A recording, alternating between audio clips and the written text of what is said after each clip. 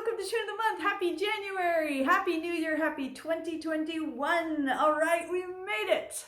Whew. So, this month I have for you a Scottish Strathspey, and I have to admit that it was not a difficult decision to figure out what tune to share with you this month. I am in a particularly Scottish mood, and I think a lot of that has to do with the fact that I am getting ready to teach one of my 4-week online fiddle seminars, and this one is expressly on Scottish style fiddling.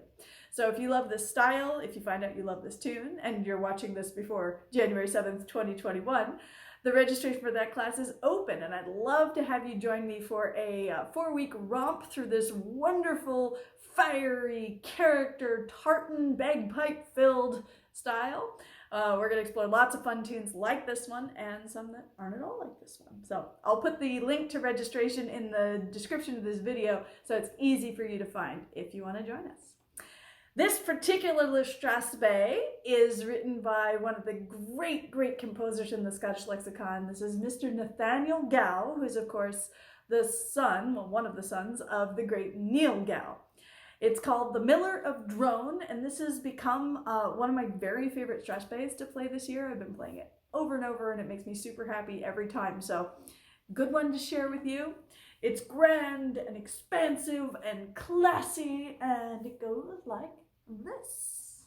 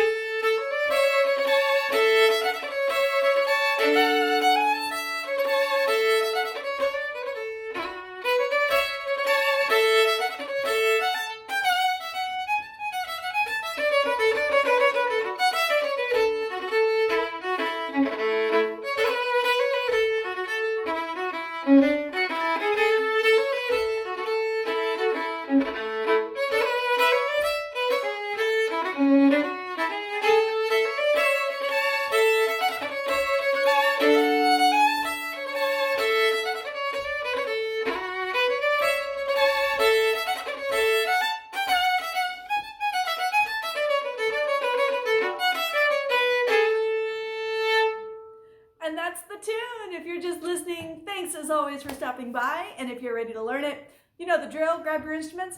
Let's go. So you may have already figured out just by listening to it that this tune is in A major, so 3 sharps. And we've done Strathspeys before in Tune of the Month, and maybe you've done them out in the rest of your fiddling life. But the thing that makes them really distinctive, of course, is the rhythm. It's a dotted rhythm tune. But instead of just going tum-tee, tum-tee, tum-tee, tum-tee with an eighth and then dotted eighth and then a 16th, that's the tum and the tee, tum-tee, tum-tee, that would be like a hornpipe or a clog or something like that. What the Strathspeys do is they take some of those groups, and instead of going tum-tee, they flip them to go tee-tum. And that's the rhythm we call the Scottish snap. Tee-tum gives it, well, a snap. So you're going to hear a lot of tee-tum, tum, tee-tum, tee-tum, and all those orders of the tee-tums and the tum-tees mixed in, which is what makes it sound so rhythmically cool. If you're new to this, it will feel like a lot, but don't worry. The more you do it, the more you sing it, you can use those scat syllables, tee-tum, tum-tee, the easier it will get. And here we go. I'm going to start by playing the A section through slowly to give you a chance to see if you can just pick it up right like that. I'll take the ornaments out so it's real pure and easy to follow. Here we go, A section. I have a little pickup that's a triplet.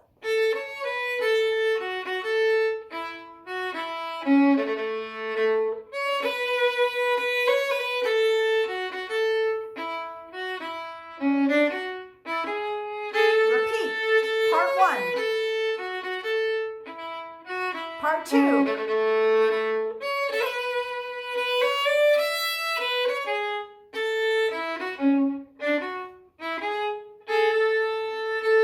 That's the whole A section. Now, of course, if you're good at learning by ear or you're getting good at it, as you probably have been if you've been following Tune of the Month, just rewind the video, play through with me that A section slowly over and over and see how much you can pick up. That is the fastest and best way to do this.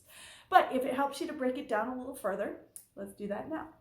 So if you follow Tune of the Month, you know I always talk about the form of a tune. And within the A section, there's this kind of formula that happens with really like 90% of tunes, maybe more. It goes part 1, the little theme. There will be a part 2 that answers it. Part 1 will come back, and then there's an ending. Makes it really easy to follow where you are. So at the beginning of this A section, I have my 3 little pickups. Of course, the pickup's going to end up bow, however you want to bow it. You could slur it all up bow. I'm doing a little bounce slur, down, up.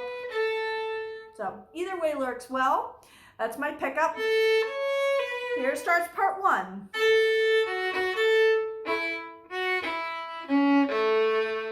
All right, do that again. Pick up, part 1.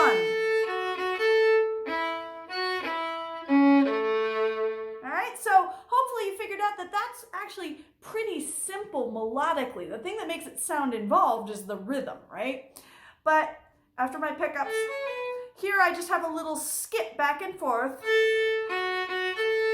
right, between my A and the F sharp. And then I have an A major arpeggio with a little neighbor tone. Neighbor, A major arpeggio. Do that little bottom, neighbor in the A major arpeggio. Right, A major arpeggio. This happens to be descending. No big deal. Put all part 1 together.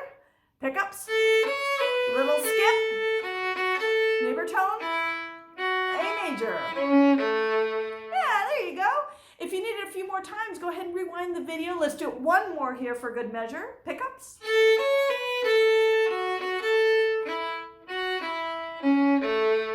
Yeah, so hopefully that feels good.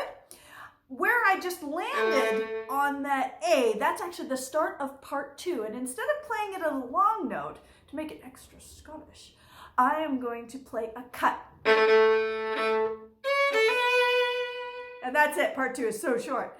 Now the cut, we've done them, of course, in past Tune of the Months. I hope you've done them out in your rest of your fiddle life. Basically what it is, it's a bow ornament, very rhythmic. It's 3 notes, right? And it starts down bow, so I get a nice bite into it. And I'm really leaning on my stick, so it's very clean, and it's gonna stay that way when I speed the tune up. Now notice my bowing there is really important. Anytime you play a 3-note cut, down, up, down, always the next 2 notes are both gonna go up bow, either as a slur or a hook. Up, up, land. And that's so you get back bowing down bow with the down beat. I call it bowing with gravity. It makes it much more comfortable. Let's do that part 2 with the cut and the following up, up. Cut, up, up. There you go, do it one more time. Ready, cut, up, up.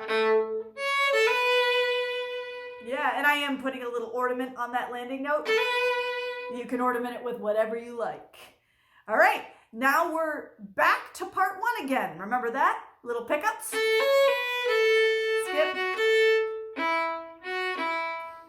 The only difference is this time, instead of going all the way down the arpeggio, we're going to land on your D to get ready for the ending. Let's do that again. This is part 1. Pickups. Neighbor. Go to the D. Yeah, there it is. If you need more of that, go ahead and rewind. I'll play with you as many times as you want. Here's the ending. Now that's just a little broken third, right? The evens team, then the odds team, and I land on my root A. Now, to make it a little more bagpipey and Scottish, of course, I am using both my 4th finger A and my open string A together as a drone. That happens a lot to imitate bagpipes. So the ending, broken thirds, unison A. Good practice using your 4th finger. And that's the whole first time through the A section. Let's put it all together. Part 1 is the little theme. Part 2 with the cut. Part 1 again, going to D for the ending, broken thirds. Here we go, pickups. Part 1. Part 2, cut. Up, up. Back to part 1.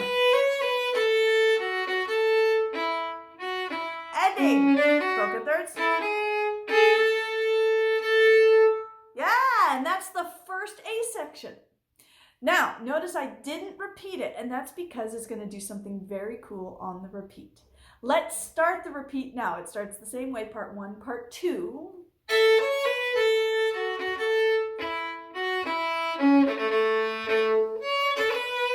Now, this is where, in the first time, we went back to part 1. But there's this cool thing that happens in some Scottish music, and actually we've done them on past Tune of the Month. It's called a grand ending. So instead of going part 1, part 2, part 1, ending, on the second time you go part 1, part 2, grand ending. It's just a little bit of a longer ending that gives some extra excitement to the end of the tune. So here I am, I've just done my first A section. Here's my repeat, part 1. Part 2, cut. There comes the grand ending.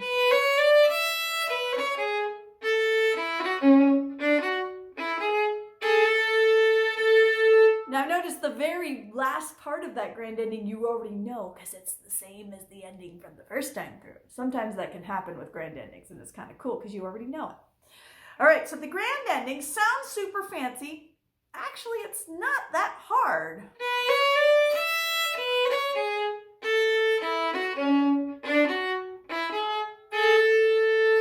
Hopefully you're finding that last part, the broken thirds, that you already know. Now, the first part of the grand ending sounds like a bunch of random skips. It's not quite an arpeggio. It doesn't sound like it has much of a pattern to it. But the good news is it kind of does in your fingers. I have little pickups that go up the scale. Now this little group,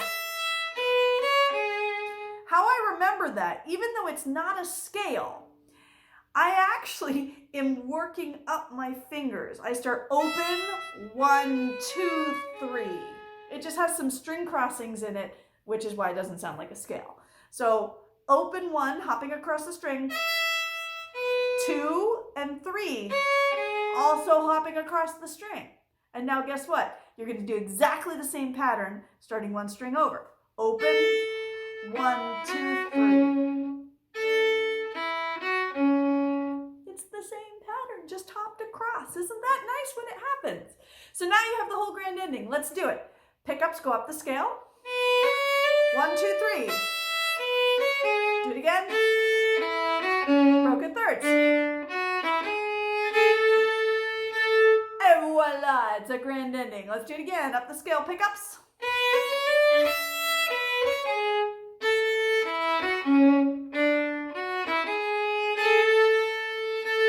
Yeah, not bad. Let's do one more for good measure. Grand ending.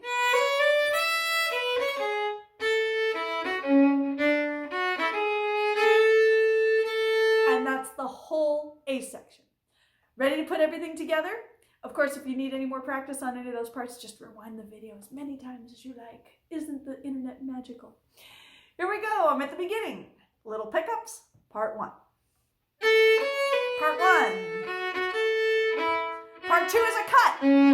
Up, up. Part 1 again.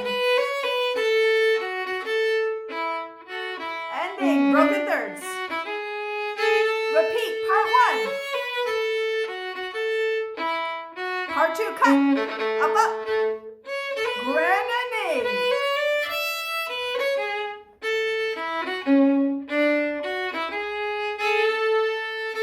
And that's it. That's your 2 A's. Well done. Rewind, do it again, again, as many times as you like.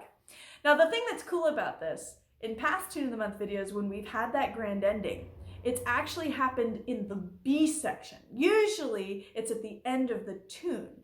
Mr. Nathaniel Gow, being the Mr. Extra Stuff that he is, decided to do a grand ending for both the A section and the B section. That's a hint for what's coming up, folks. And it's no big deal, because once you know how to listen for it and you know what it is, it makes perfect sense. Not many tunes grand ending the A section. It's extra special. All right, so now we need a B section. I'll do the whole thing through slowly. I already gave you the hint that there's a grand ending, so you'll know to listen for it. It will be the thing that sounds totally different at the very end of the section. on the repeat, of course. Here I go. I'll take the ornaments out to keep it nice and pure.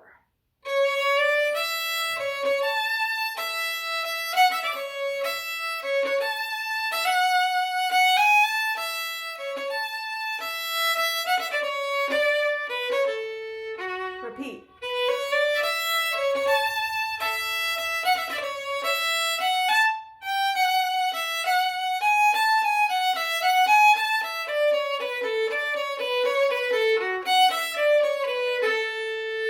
And that's the whole B section. Challenge yourself if you want. Rewind the video, see if you can learn it just by playing it over and over with me slowly. All right? And if it helps you to hear it broken down, let's do that now. The first part is, you notice the B section has gone up high, higher register up here, and I have my A major arpeggio going on up here. 2 pickups. That's part 1. Feel how all those notes are a part of your A major arpeggio? Here's the 5th to the 3rd high root, land. Yeah. Do it again. Part 1, 2 pickups. And then I do part 2. It has a little pickup, which is a little 4-note cut.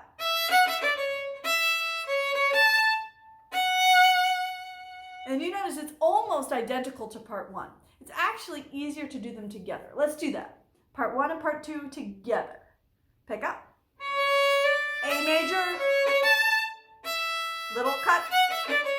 A major. Land on a D chord. This is a D major chord, which is a big, like, woo, sun's out kind of moment. Okay, so that little cut in the middle might be making a couple of you go, what? So that's just like the cut from the A section, only instead of having 3 notes, we have 4. 1, 2, 3, 4, also starting down bow. Just like the 3-note cut, we're really going to lean on our index finger so it's nice and clean. Now, the only difference between the 4-note cut and the 3-note cut is that if you start the 4-note cut down bow, down, up, you're going to come out down bow on the next strong beat. So you don't need to hook or slur after it like you do in the 3-note cut. Does that make sense? It's a good principle to know because it will take care of all the cuts you ever play in any style of tune here. 3-note cut, down, down, and then you'll go up to finish and fix your bowing after it. The 4-note cut needs no fix. Down, up, and pow, you're down bow. All right, so let's try that. Part 1 and part 2 together with that little cut connecting. It just goes down the scale. 2 pickups, part 1. A major. Little cut. Same thing. And on D chord. Nice. Do it again. Ready. Pick up. Part 1. Little cut. D chord. Nice. Now we go back to part 1 again. And the same little cut to the ending. Now notice that ending is also broken thirds, but these are descending. Odds team, evens team, and land on evens team. Did you do that little ending? One more time. Now, of course, you can ornament that, or whatever your favorite bagpipe style ornament is, you can put it right there on that landing long note. Okay, that's the first time through the B section. Let's put the whole thing together. Ready? Starting in the key of A. Part 2. Same. And on D chord. Back to part 1. Little cut. Ending. Not bad. Do it again. Are you ready for 2 pickups going up the scale? Part 1. Part 2, and on D chord, back to part 1. Ending. Not bad. Okay, now you're going to get a little more practice on that, because let's add a layer of depth that I think actually makes it easier. I like to add some big double stops, some chordal double stops there to amplify the harmony. So A major. So do you see how I'm just droning my A string with that? There I'm going to glue, keep my second finger down, and play the second and third together. And back to my drone. Same thing here. Now my D chord. That's so dramatic, right? There's my D chord. Open D, open A, and then my first finger. Nice fat D chord. And that helps you bring out that wonderful, like, woo, change in harmony. So let's try the whole first time through the A section, adding in those chordal double stops. They help amplify where you are in the tune harmonically. Here we go, part 1, A major. Little cut, part 2, A major. Now D. Back to part 1. And A. Awesome. Any repetitions you want, go ahead and rewind, repeat, do again. Now I'm going to take the repeat of the B section. You already know there's a grand ending, so it's going to change. I do start the same part 1.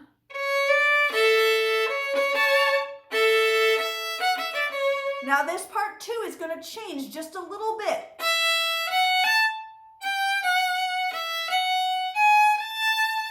It's like a part 2 prime is a good way to think about it. I'll do it again.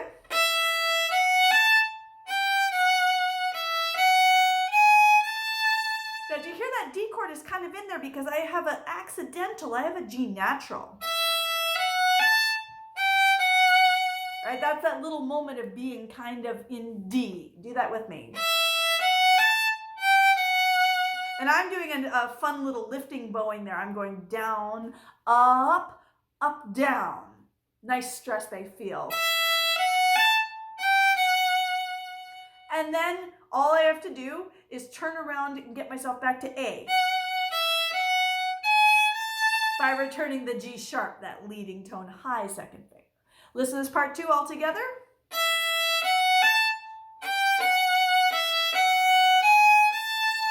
Yeah, just a couple of little scales, really. Let's do it one more time together. Part 2 prime, G natural, put it back, G sharp. And that A, that high arrival, is going to be the start of our grand ending. Are you ready? Here it goes. Grand ending.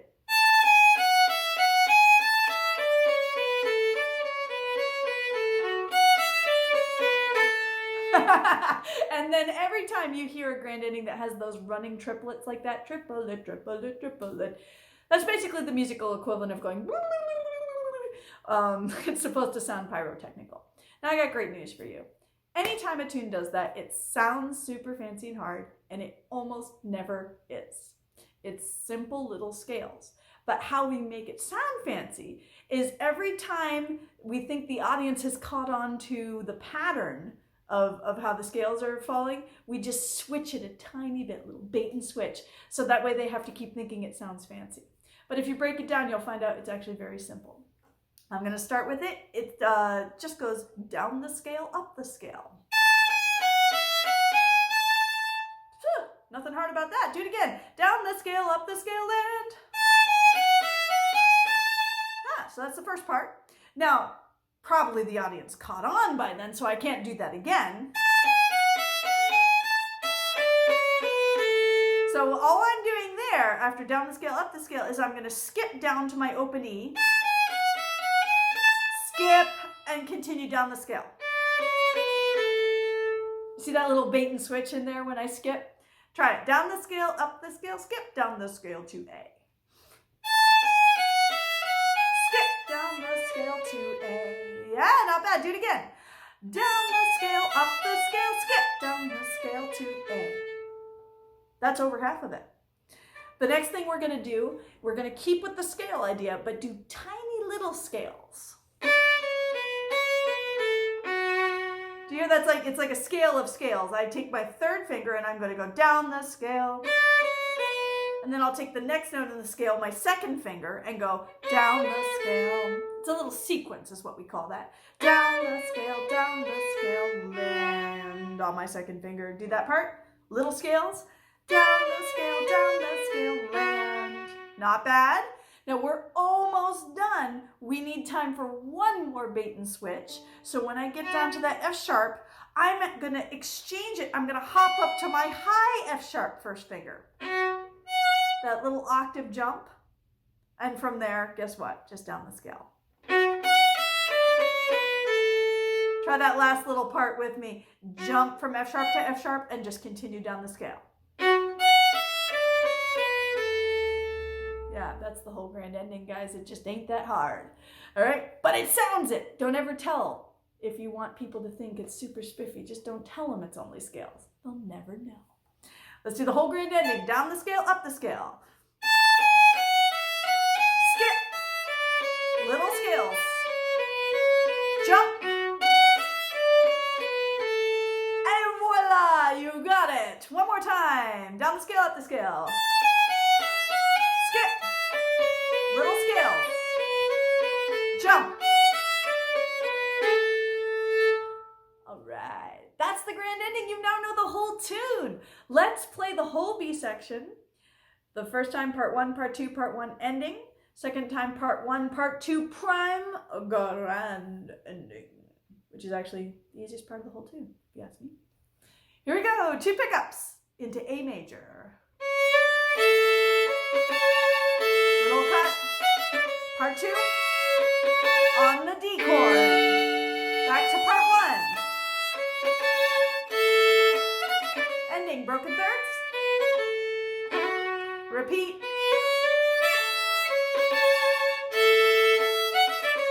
Part 2 prime. Here it comes. Down the scale, up the scale, skip. Little scales. Jump. There it is, the whole B section, and you can rewind and do it as many times as you want or need or desire, or I don't know what else would you do with the repetition. But that's the whole tune.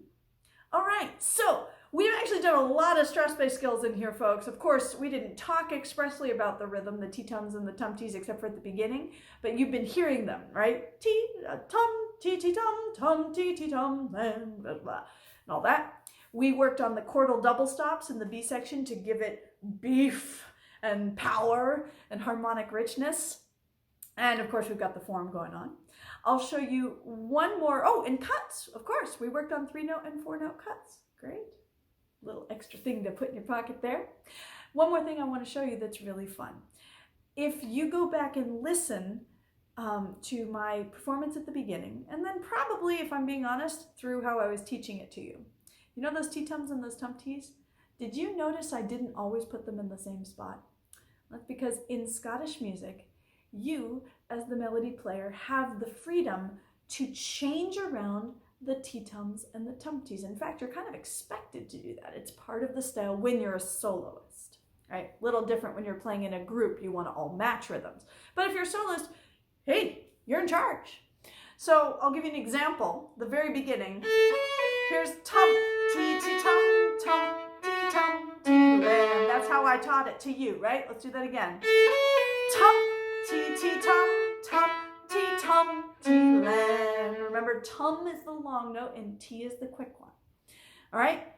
But what if I were to like reverse that? Make all the tum-tees T-tums and vice versa. Sound like this. T-tum, tum, T-tum, tum.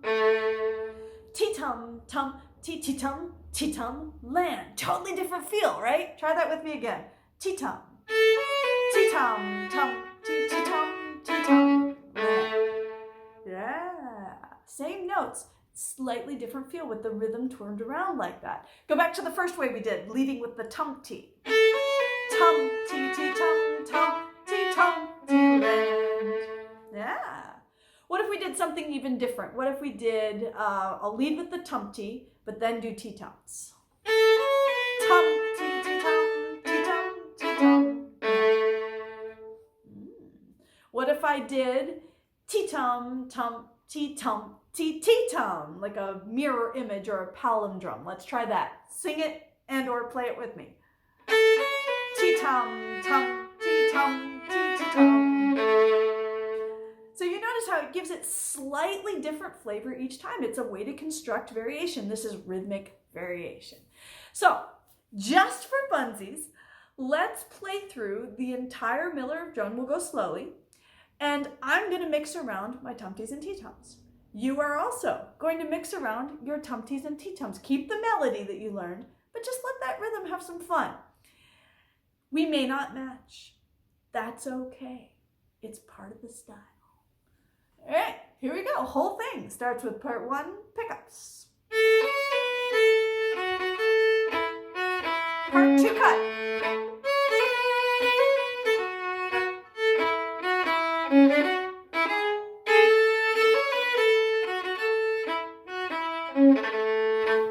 Grand ending.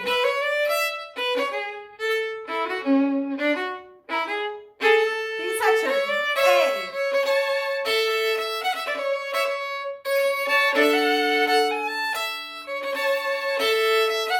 Ending.